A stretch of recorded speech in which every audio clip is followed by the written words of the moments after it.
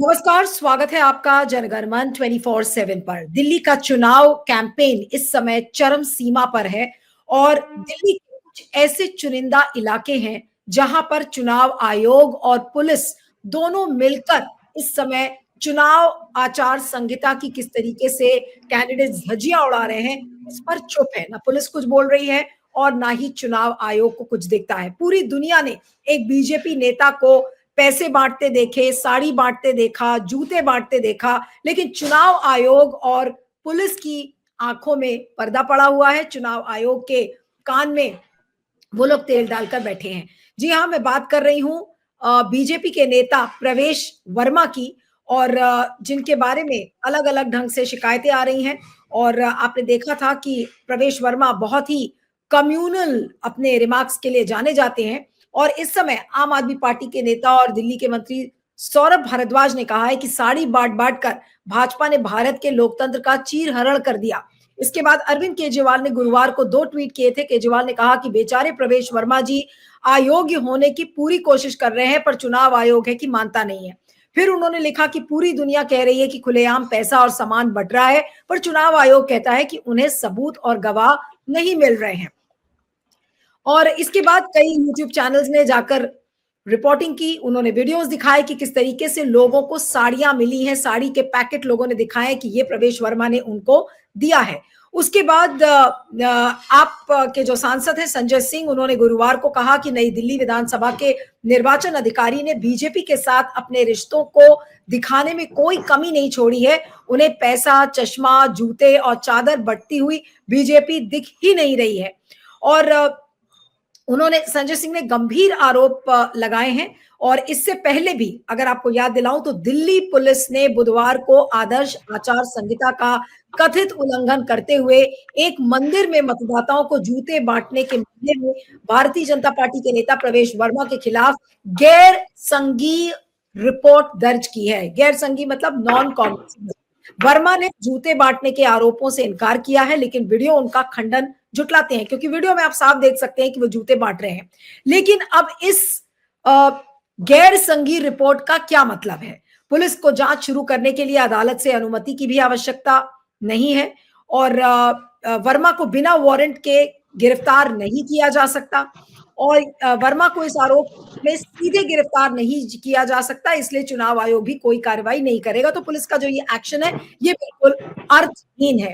और आपको ये भी बता दें कि इंडियन एक्सप्रेस में एक रिपोर्ट आई थी जिसमें कि वकील रजनीश भास्कर ने चुनाव आयोग में शिकायत दर्ज कराई थी, जिसमें आरोप लगाया गया था कि वर्मा मंदिर मार्ग पुलिस स्टेशन के पास वाल्मीकि मंदिर में मतदाताओं को जूते बांट रहे हैं। भास्कर ने 2 वीडियो क्लिप्स भी सौंपी जिसमें कथित तौर पर वर्मा को जूते बांटते हुए दिखाया गया है।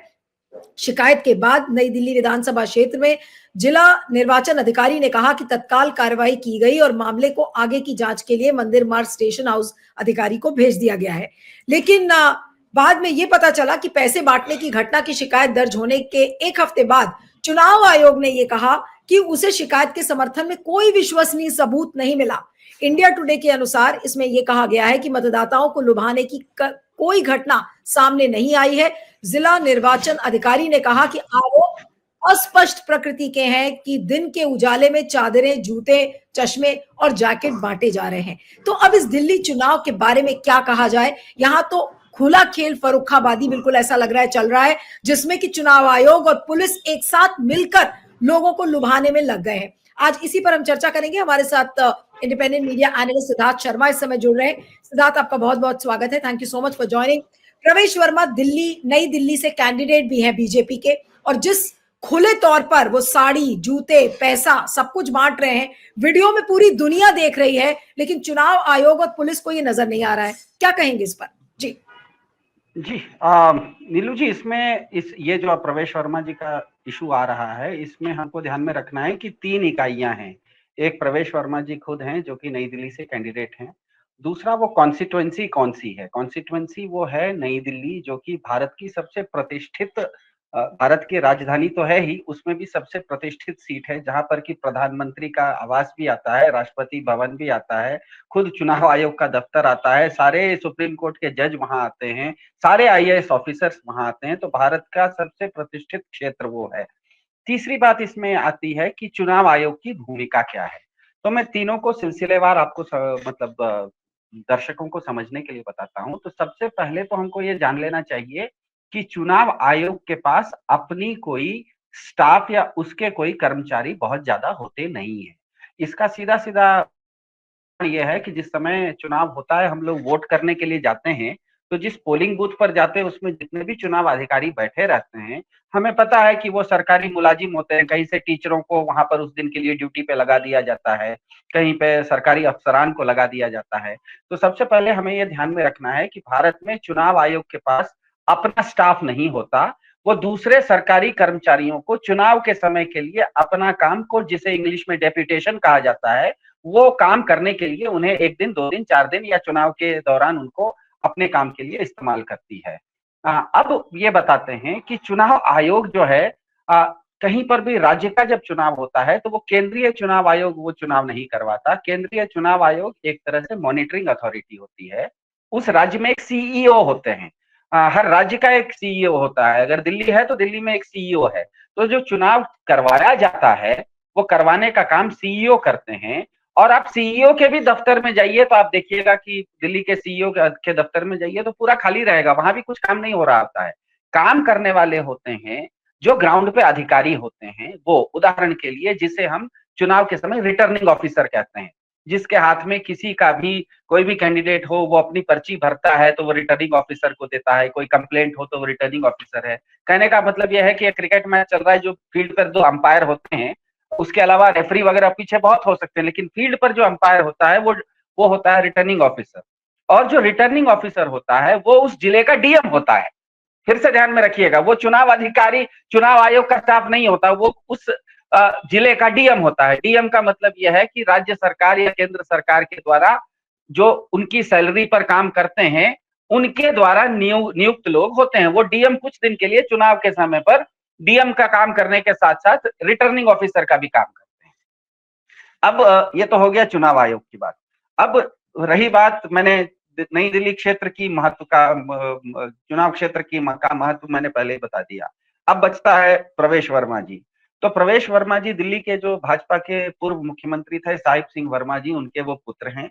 भाजपा का अगर कहना है, भाजपा दूसरे राजनीतिक दलों को, खास करके कांग्रेस को या दूसरे राजनीतिक दलों को, जब वो परिवारवाद की बात कहती है, तो खुद प्रवेश वर्मा जी किसी परिवार से संबंधित हैं। दिल्ली के पुराने मुख्यमंत्री के बेटे हैं। उनको वो 10 साल तक एमपी रहे थे और अभी पिछले 6 महीने से वो एमपी नहीं है, फिर भी एमपी के घर में, एमपी के क्वार्टर्स में, सरकारी आवास में रहते हैं। इस तरह से अगर कोई दूसरा पार्टी के लोग सरकारी आवास में रहे तो भाजपा कई लोगों को सरकारी आवास से निकाल भी चुकी है। हमें पता है चिराग पासवान के साथ जिस समय रामविलास पासवान जी की मृत्यु हुई थी, उसके बाद चिराग पासवान जी को किस तरह से भाजपा के लोगों ने दिल्ली के सरकारी बंगले से उनको सामान के साथ बाहर कर दिया था। अभी कुछ दिन पहले देखा कि दिल्ली की मुख्यमंत्री जो आतिशी हैं, उनके सामान को उठा के बाहर फेंक दिया। तो मुझे आश्चर्य होता है कि जो दूसरे लोगों का सामान फेंकते हैं और भाजपा खुद को परिवारवाद के विरुद्ध पार्टी बोलती है, वो दिल्ली के एक पूर्व मुख्यमंत्री के बेटे जो पहले एमपी थे अब एमपी नहीं है, वो अपने सरकारी आवास में रह कैसे रहे हैं। और सरकारी आवास में रहते हुए वो, ये कोई आरोप नहीं है, ध्यान में रखिएगा। एक होता है आरोप, एक होता है मैं खुद मान रहा हूं। तो प्रवेश वर्मा जी की आज हिम्मत यह है कि उनका ये ट्वीट है, ये मैं आपको दिखा रहा हूं, इसमें वो खुद ही मान रहे हैं, उनका फोटो भी है, उन्हीं का ट्वीट है कि वो चुनाव, इसमें नीचे देखिएगा तो डेट भी है, मैंने उसको डेट को भी हाईलाइट कर दिया है। इसका ये डेट है 8 जनवरी शायद। मतलब चुनाव आचार संहिता लागू होने के बाद भाजपा के जो मुखिया हैं प्रवेश वर्मा जी, वो खुल के ट्वीट कर रहे हैं कि मैं अपने यहाँ पर हेल्थ कैंप लगा रहा हूँ, जो कि चुनाव आचार संहिता लागू होने के बाद नहीं होता है। फिर उन्होंने उसी दिन मतलब चुनाव आचार संहिता लागू होने के बाद फिर से एक ट्वीट किया, जिसमें कि फिर अपना फोटो खुद उन्होंने डाला है। और वो फोटो डाल के ये कह रहे हैं कि मैं अपने यहाँ रोजगार मेला चला रहा हूँ।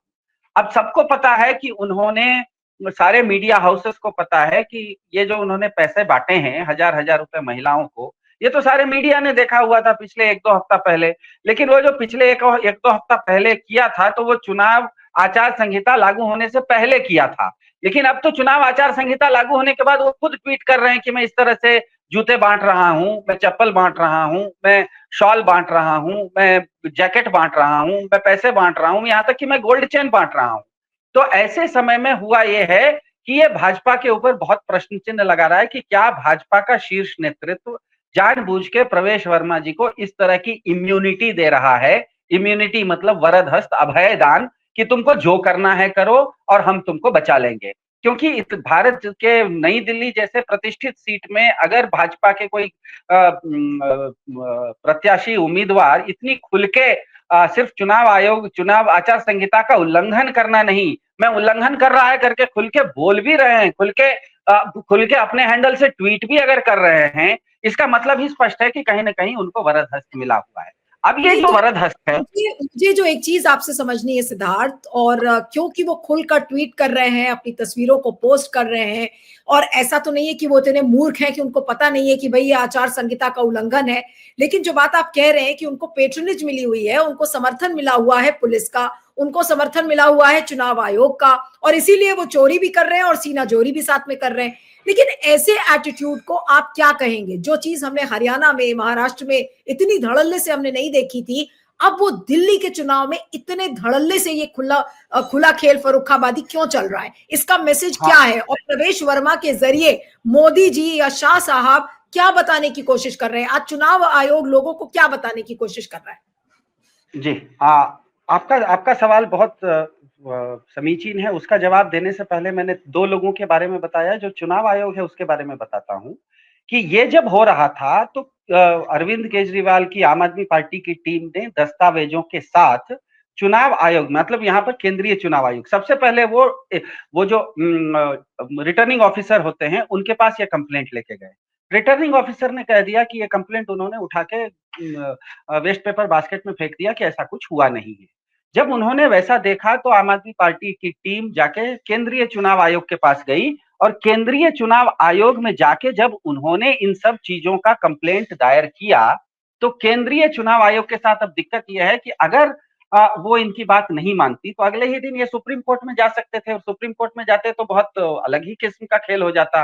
तो जब केंद्रीय चुनाव आयोग के पास गए, तब केंद्रीय चुनाव आयोग ने दिल्ली के चुनाव आयोग को कहा और दिल्ली के पुलिस को कहा कि प्रवेश वर्मा के खिलाफ एक एफआईआर अब दायर कीजिए। तो यहाँ पर आश्चर्य ये होता है कि जो एफआईआर पुलिस को गलती, कहीं अपराध हो रहा था उसी समय खुद देख रही थी, उसको खुद ही संज्ञान लेना था, और वो पुलिस ने वो नहीं लिया। वहां के जो स्थानीय चुनाव अधिकारी हैं उन्होंने भी नहीं लिया। उसको जब विरोधी दल आम आदमी पार्टी जाके केंद्रीय चुनाव आयोग में डाली, तो केंद्रीय चुनाव आयोग दबाव में आके, क्योंकि उसको पता था कि अब इस पर हम कुछ नहीं करेंगे तो अगले दिन सुप्रीम कोर्ट में जा सकते हैं, तब सुप्रीम कोर्ट केंद्रीय चुनाव आयोग ने कहा कि उनके ऊपर एक एफआईआर दायर करो। अब मुझे बताइए कि प्रवेश वर्मा जी ने चप्पल भी बांट दिए, जूते भी बांट दिए, साड़ी भी बांट दी, जैकेट भी बांट दिए, पैसा भी बांट दिया, गोल्ड चेन भी बांट दिया, और आपने एक एफआईआर की है। उनके ऊपर तो हर घंटे एक एफआईआर हो जानी चाहिए थी अभी तक। तो इसका मतलब ही ये है कि, और सबसे बड़ी बात कि केंद्रीय चुनाव, एक यहाँ पर क्या हो रहा है ना, एक मजेदार बात हो रही है। अंग्रेजी में कहावत है, hunting with the hound and running with the hare. मतलब एक ही बार में आप खरगोश की तरह आगे आगे दौड़ भी सकते हैं और भेड़िया की तरह उसके पीछे पीछे दौड़ा भी सकते हैं। तो एक तरफ केंद्रीय चुनाव आयोग, मैंने आपको दिखाया कि वो दिल्ली के चुनाव आयोग को कहता है कि प्रवेश वर्मा के खिलाफ एफआईआर दायर कीजिए, चुनाव आचार संहिता का उल्लंघन हुआ है। और दूसरी तरफ जो दिल्ली का ही चुनाव आयोग है, जिसे कि राज्य का चुनाव आयोग है, वो अपने ट्विटर हैंडल से भाजपा का ट्वीट कर रहा है। वो अपने हैंडल से भाजपा का ट्वीट कर रहा है। इसका मतलब ही यह है कि यहाँ पर केंद्रीय चुनाव आयोग खरगोश बन के आगे आगे दौड़ रहा है, और वही केंद्रीय चुनाव आयोग की नीचे की इकाई दिल्ली का चुनाव आयोग भेड़िया बन के पीछे पीछे दौड़ा भी रहा है। तो ये जो दो, मतलब एक ही साथ दो मुहा सांप वाली नीति है, ये करने का कारण देखिए। अब मैं आपका जो मुख्य सवाल है उस पर आता हूं। 2024 का जो लोकसभा चुनाव था उसने बिल्कुल स्पष्ट कर दिया कि इस देश में भाजपा की जो लहर है वो रुक चुकी है।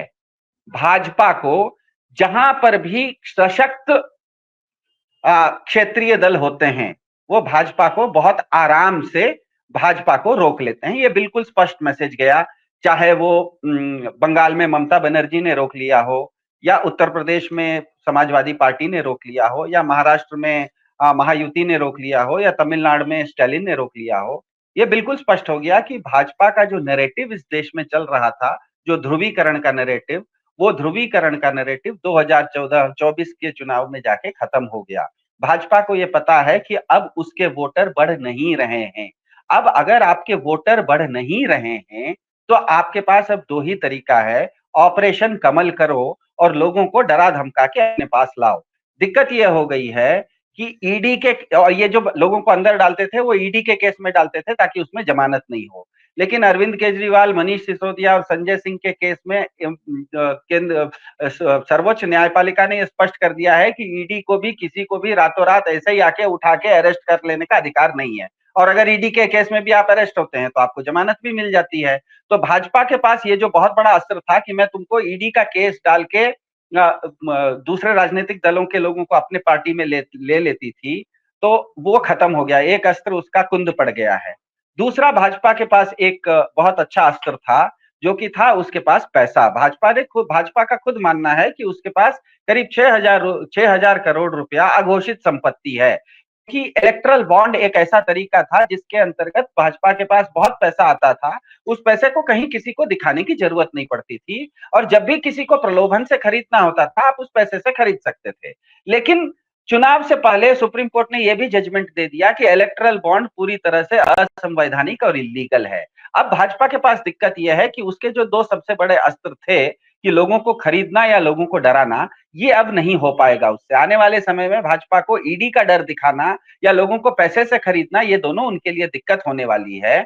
इसीलिए दूसरी तरफ उसको यह भी पता है कि 2024 के चुनाव में उसकी वोट संख्या अब बढ़ नहीं रही है, उसकी वोट संख्या घट रही है। तो इसीलिए भाजपा के पास अब अंतिम अस्त्र बचा है, जिसे इंग्लिश में कहते हैं जेरीमैंडरिंग। इंग्लिश का ये शब्द है कि कोई भी आपके दर्शक गूगल सर्च करके देख लें, ये एक बहुत पुरानी एक राजनीतिक चालबाजी है, जिसमें कि किसी एक चुनाव क्षेत्र को चालाकी से, गीदड़ के जैसे चालाकी से आप उसको मैनिपुलेट कर दीजिए। इस मैनिपुलेशन में भाजपा के पास अब यही एक चारा बचा है, मैनिपुलेट करना। इसीलिए उसने इस चुनाव में, दिल्ली चुनाव से पहले आपने देखा होगा 10-10 हजार, जिसमें कि मान लीजिए नई दिल्ली चुनाव क्षेत्र में केवल 1 लाख वोटर हैं, 1 लाख छोटा छोटा चुनाव क्षेत्र है, उसमें भाजपा कह रही है कि 10-10 हजार लोगों का नाम कटवा दो। मतलब अब दूसरे लोगों का नाम कटवा दो, 10,000 दूसरे पार्टी के चुनाव मतलब मतदाताओं का नाम कटवा दो, 5,000 अपने मतदाताओं को डाल दो। ये सिर्फ नई दिल्ली में नहीं, शाहदरा, कई सारे क्षेत्रों में ऐसा हुआ है।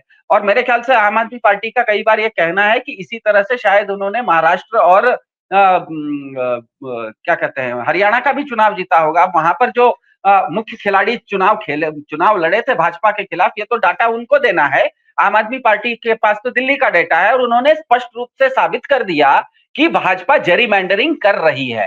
तो अब भाजपा के पास, हाँ सिद्धार्थ, लेकिन एक चीज है कि भाजपा चुनाव में चोरी कर रही थी, वोटर लिस्ट में गड़बड़ियां कर रही थी, ये सारी चीजें हरियाणा में, महाराष्ट्र में और आम चुनाव में भी चीजें काफी क्लियर थी। लेकिन इस तरीके से ओपनली साड़ी, जूते, जैकेट, पूरा मतलब एक पैकेज तैयार बीजेपी ने कर लिया है कि देखिए हमारे पास सब कुछ है, लेकिन उसके बदले में आप हमें वोट दे दो। यानी कि वोट खरीदने के लिए जो लूट का ये पैकेज बीजेपी ऑफर कर रही है, इस पर आप क्या कहेंगे? क्या ये अनप्रेसिडेंटेड लेवल पर है? क्या इसके पहले कभी हमने नहीं देखा है और अब ये बिल्कुल एक चरम सीमा क्रॉस कर चुका है? मेरे ख्याल से अगर भाजपा जो कर रही है, ये दिखा रहा है कि भाजपा बहुत पैनिक मोड में जा चुकी है। क्योंकि दिल्ली का जो वोटर होता है, मैं दूसरे जगह के चुनाव की बात नहीं कर रहा हूँ, दिल्ली का जो वोटर होता है, आप ध्यान में रखिएगा, दिल्ली में करीब 2.5 करोड़ लोग रहते हैं। दिल्ली वासी उसमें बहुत ज्यादा नहीं होंगे, क्योंकि दिल्ली नहीं, कोई भी महानगर होगा, न्यूयॉर्क हो, पेरिस हो, लंदन हो, बैंगलोर हो, मुंबई हो, ज्यादातर वहां पे प्रवासी लोग ही आते हैं, इसीलिए वो शहर बढ़ता है। कहीं का भी, कोई भी शहर का डेमोग्राफी देखिएगा तो उस शहर में वहां के स्थानीय लोग कम होंगे, दुनिया भर के किसी भी शहर में बाहर से लोग आते हैं। लॉस एंजलिस में भी हिंदुस्तान के लोग रहते हैं, सिलिकॉन वैली में भारत के बहुत सारे लोग रहते हैं, लंदन में रहते हैं, एडिलेड में रहते हैं, मेलबर्न में रहते हैं। तो होता यह है कि दिल्ली में क्योंकि ज्यादातर लोग प्रवासी होते हैं, तो प्रवासी लोग, कोई भी प्रवासी अगर अपने जन्म स्थान को छोड़ के किसी महानगर में आता है, तो वो कोई खुशी से, शौक से नहीं आता। वो आता है क्योंकि उसके जन्म स्थान में उसको अवसरों की कमी होगी, उसकी कमाई कम होगी, उसका जीवन स्तर खराब होगा। तो वो अपने जीवन स्तर कम को बढ़ाने के लिए, अपनी कमाई के जरिए को बढ़ाने के लिए, अपने जीवन में बेहतर अवसरों के लिए किसी नगर में आता है। तो वो जब नगर में आता है तो वो प्योरली एक ट्रांजैक्शनल सिटीजन होता है। ट्रांजैक्शनल मतलब वो अपने गांव में उसको नुकसान हो रहा है, वो दिल्ली आ रहा है क्योंकि उसको कुछ फायदा हो। तो अरविंद केजरीवाल की सरकार ने पिछले 10 साल में शिक्षा हो, स्वास्थ्य हो, बिजली हो, यातायात हो, इन सब चीजों को जैसे ही उन्होंने मुफ्त कर दिया, तो स्वाभाविक है कि दिल्ली में जितने भी प्रवासी लोग हैं उनके परिवारों को हर साल कुछ न कुछ पैसा बचने लगा। कई सारे आधिकारिक मतलब स्कॉलरली डेटा वगैरह, कोई डेटा बता रहा है कि सालाना मतलब पिछले 10 साल में आम आदमी पार्टी की सरकार आने के बाद दिल्ली के एक औसत परिवार को करीब 10 से 30 लाख रुपए की बचत हुई है। किसी को वो स्कूल के बच्चों की स्कूल के फीस में बचत हो जाती है, किसी को बिजली में बचत हो जाती है, किसी को जैसे मोहल्ला क्लिनिक है, मोहल्ला क्लिनिक में कहते हैं 2 करोड़ लोगों ने जाके वहां पर अपनी स्वास्थ्य लाभ करवाया है। तो आप मोहल्ला क्लिनिक में जाइए, आपको पैसा नहीं लगेगा, आपको दवाई मिल जाएगी। आपके बच्चे स्कूल में पढ़ रहे हैं, आपको फीस नहीं लगेगा। आप घर में बिजली उपयोग कर रहे हैं, बिजली का पैसा नहीं लगेगा, पानी का पैसा नहीं लगेगा। आप महिला हैं, आप यातायात कीजिएगा तो आपको पैसा नहीं लगेगा। तो दिल्ली में, क्योंकि दिल्ली का वोटर प्रवासी है, वो बेहतर जीवन के लिए आया है और आम आदमी पार्टी बेहतर जीवन के लिए बहुत सारी चीजें दे रही है। इसीलिए बीजेपी को उस तराजू से भारी अपना तराजू अगर दिखाना है, तो वो डेस्परेशन में, पैनिक में वो बहुत सारी चीजें देना उसकी मजबूरी है। वो नहीं, क्योंकि ये भाजपा, एक्चुअली भाजपा के बारे में मेरा ये मानना है कि ये भाजपा की दादागिरी कम है दिल्ली में, और भाजपा की घोर घनघोर मजबूरी दिखा रही है कि भाजपा के पास इतनी बदनामी हो रही है, उनकी इतनी थू-थू हो रही है, इतनी फजीयत हो रही है, उनके खुद के नई दिल्ली के कैंडिडेट के ऊपर चुनाव आयोग के कहने के बाद एफआईआर दर्ज हो रही है, सारे मीडिया में प्रवेश वर्मा का पैसा बांटना दिख रहा है। फिर भी अगर इस चीज को जारी रखी हुई है, तो इसका मतलब ये है कि हिंदी में कहावत है ना, मरता क्या न करता, मरता क्या न करता। डेस्परेशन में, जब डेस्परेशन होता है, तो बीजेपी को पता है कि दिल्ली के चुनाव में भले वो जेरीमेंडरिंग कर ले, वो 10,000 वोटरों की संख्या घटा ले, लेकिन दिल्ली इतनी बड़ी है, दिल्ली में वोटर इतने बड़े हैं, आम आदमी पार्टी सरकार के लाभार्थी इतने ज्यादा हैं कि उसको क्या कहते हैं, आउटवे करने के लिए, उससे ज्यादा करने के लिए बहुत ज्यादा उसको देना पड़ेगा। और मेरे ख्याल से इसलिए अरविंद केजरीवाल ने बहुत समझदारी से एक स्टेटमेंट दिया। उन्होंने कहा कि ये पैसा जो भी आपको बट रहा है, ये पैसा आप ही का पैसा है, जो भी पैसा बांट रहे हैं उसको ले लीजिए। असल में पैसा उनको 10-10 हजार रुपए ऊपर से आया था, उन्होंने 9,000 रुपए जेब में रख के आपको 1,000 रुपए दिए हैं। आप लोग उनके घर पर जाके जो बचा हुआ 9,000 है वो भी ले लीजिए। और जब चुनाव का वोट आए, क्योंकि दिल्ली के लोग जो हैं, फिर से मैं कहता हूं, अगर कोई प्रवासी है तो वो मेहनतकश व्यक्ति होता है, मेहनतकश व्यक्ति ईमानदार व्यक्ति होता है। तो वो अगर ईमानदारी से उसका पैसा उसको कोई वापस दे रहा है तो उसको ले लेगा। लेकिन मेरे ख्याल से अगर कोई सोचेगा कि दिल्ली की जनता को, दिल्ली के मेहनतकश लोगों को हम खरीद लेंगे, तो दिल्ली की जनता अपने आप को खरीदने के लिए तैयार नहीं होगी। मेरे ख्याल से भाजपा एक अंधे कुएं में, डेस्परेशन में अपना सब कुछ डाल रही है और दिल्ली की जनता खुशी खुशी ले रही है। उसको जब वोट डालना होगा तो 5 तारीख को अपनी सोच समझ से वोट डाल देगी। ये मेरे ख्याल से ऐसा होने वाला है। चलिए, तो आप देख रहे हैं कि किस तरीके से नई दिल्ली में बिल्कुल खुले आम आचार संहिता की धज्जियां उड़ रही हैं। और जैसा सिद्धार्थ ने कहा कि धज्जियां तो उड़ी रही हैं, लेकिन ये बीजेपी की बौखलाहट, बीजेपी की मजबूरी, बीजेपी की लाचारी, अगर आप इसे कह लीजिए, कि नई दिल्ली में अगर बीजेपी इस तरीके से है तो आप सोच सकते हैं कि दिल्ली में बीजेपी को कितनी सीटें मिलेंगी। हर कुछ उन्होंने छोड़ दिया है, चुनाव आयोग, पुलिस और खुद बीजेपी के लोग अगर इस तरीके से ओपनली साड़ी, जूते, जैकेट, इस पैसा नगद बांट रहे हो, तो भी अगर जनता उनको नकार रही है, तो फिर बीजेपी को ये समझ में क्यों नहीं आ रहा है कि दिल्ली की जनता बीजेपी को नहीं चाहती है। तो कम से कम अपनी जो मोरालिटी है उसको तो बरकरार बीजेपी रखे, लेकिन बीजेपी को यह भी गवारा नहीं है, उसको किसी भी सूरत में सत्ता दिल्ली की हासिल करनी है। लेकिन ऐसा क्या होगा? जी सिद्धार्थ, बहुत संक्षेप में। हाँ। बहुत संक्षेप में, भाजपा इतनी बौखलाई हुई है कि जैसे भाजपा के साथ दो चीजें उसकी बौखलाहट बताते हैं, बहुत आसान से समझ में आ जाएगा। आम आदमी पार्टी ने पुजारी और ग्रंथियों के लिए 18,000 रुपए की घोषणा की। भाजपा बजाय इसके ये कहने के कि ठीक है हिंदुस्तान में मेरी सरकार है, मैं 18,000 के बदले 21,000 दूंगा, वो मौलवियों के लिए बैटिंग करने के लिए उतर गई कि मौलवियों को पैसा क्यों नहीं दिया जा रहा है। तो भाजपा कितनी डेस्परेट है। दूसरा, सबको पता है कि दिल्ली में पूर्वांचल समाज का बहुत बड़ी संख्या के लोग पूर्वांचल समाज से आते हैं। भाजपा के सबसे बड़े बड़े जो प्रवक्ता हैं टीवी पर, नेशनल चैनल पर, पूर्वांचलियों को लाइव टीवी के ऊपर इतनी भद्दी भद्दी गालियां देने पर मतलब दे रहे हैं। इसका मतलब ही है कि भाजपा पूरी तरह से इस चुनाव में लाचार भी है, बौखला भी गई है। उसको समझ में नहीं आ रहा है कि वो किस रास्ते से निकले। जहां जिस रास्ते पर जा रही है आम आदमी पार्टी के लोग उसको उसको मतलब एक बहुत समझदारी से ये गेम खेला जा रहा है। और मेरे ख्याल से भारत के जितना भी विपक्ष है उसको आम आदमी पार्टी भले छोटे स्केल पे, लेकिन दिल्ली में आपको एक स्केलेबल मॉडल बता रही है कि भाजपा को आप किस तरह से हरा सकते हैं। ये कोई थियोरेटिकल चीज नहीं है, इसको डेली बेसिस पे हर घंटे आपको इसको मैनेज करना पड़ेगा। वो हर घंटे कुछ ना कुछ शगुफा छोड़ेंगे, हर घंटे आपको परेशान करने की कोशिश करेंगे, और आपको हर घंटे एक जैसे क्रिकेट मैच हो रहा है, हर बॉल आपको बहुत ध्यान से खेलनी है। आप ये नहीं सोच सकते कि चलो एक ओवर आसानी से खेल लें।